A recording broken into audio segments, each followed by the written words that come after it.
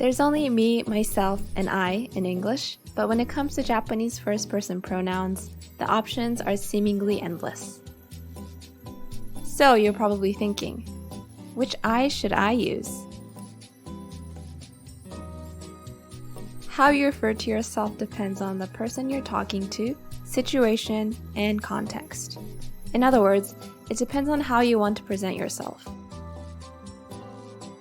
This video will cover some common Japanese first-person pronouns, and you can decide which one to use.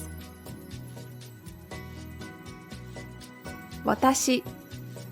A polite way to refer to yourself, watashi is the most general expression that is used by both women and men everywhere from formal occasions to business and public situations.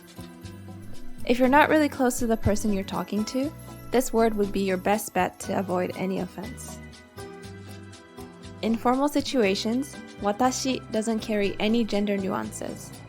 In casual speech, however, watashi can give off a feminine feel, and it's typically only used by women.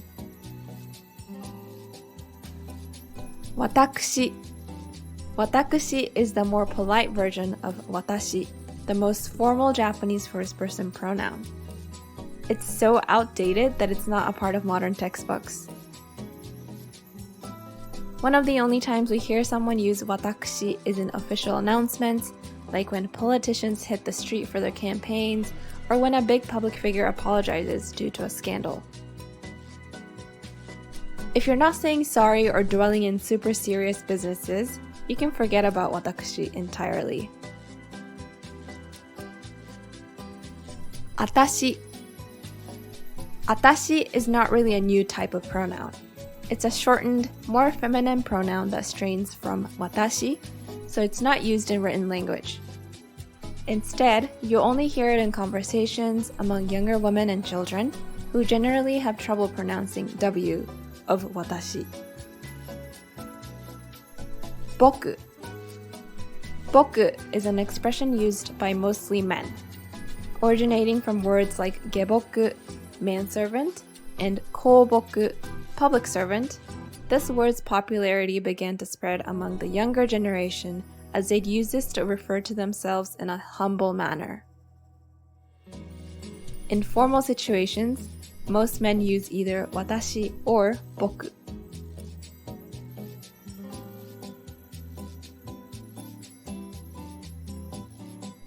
Ore. As a first-person pronoun with a rough image, it's only used in a casual setting between people who are very close. You'll see boys transitioning from using boku to ore as they grow up. As a heads up for Japanese learners, be aware that using ore could make you sound cocky. Ore can also be tricky to master for second language learners because it doesn't sound natural unless you speak Japanese really fluidly and effortlessly. Uchi. Another way to say I in Japanese is uchi, a sister term to ore. In Tokyo, it's used by young girls. In Kansai, uchi is used by both young and older women. You can think of uchi as the female version of ore. It sounds more relaxed than the stiff watashi, so more young girls and women from elementary to college students begin to make this their go-to pronoun. But be careful too. Like ore, using uchi can be inappropriate as it sounds slangy and strange when you use it outside the right context, social group, and dialect. Jibun. Jibun can be made into a first-person pronoun, but it does make you sound masculine, modest, and distanced. It's not traditionally used in a formal setting, but it does indicate you're showing humility and respect to the opposite speaker. Because of this, you'll hear jibun used in a lot of sports and military groups.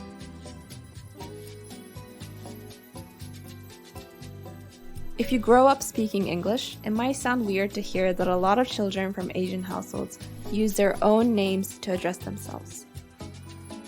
Usually, in Japanese, children tend to use their own name or nickname because that's what their parents call them. It's the first identity they associate themselves to. But as they grow up, they'll transition to preferred Japanese first-person pronouns. Boku, ore, watashi or atashi, or uchi. Still, a lot of us switch to using our names as first-person pronouns when we're around our family. Today, we went over 8 different ways you can call yourself. If you're not sure of which one you should use in a particular situation, always opt for watashi. Thanks for watching. Please remember to subscribe and turn on notifications.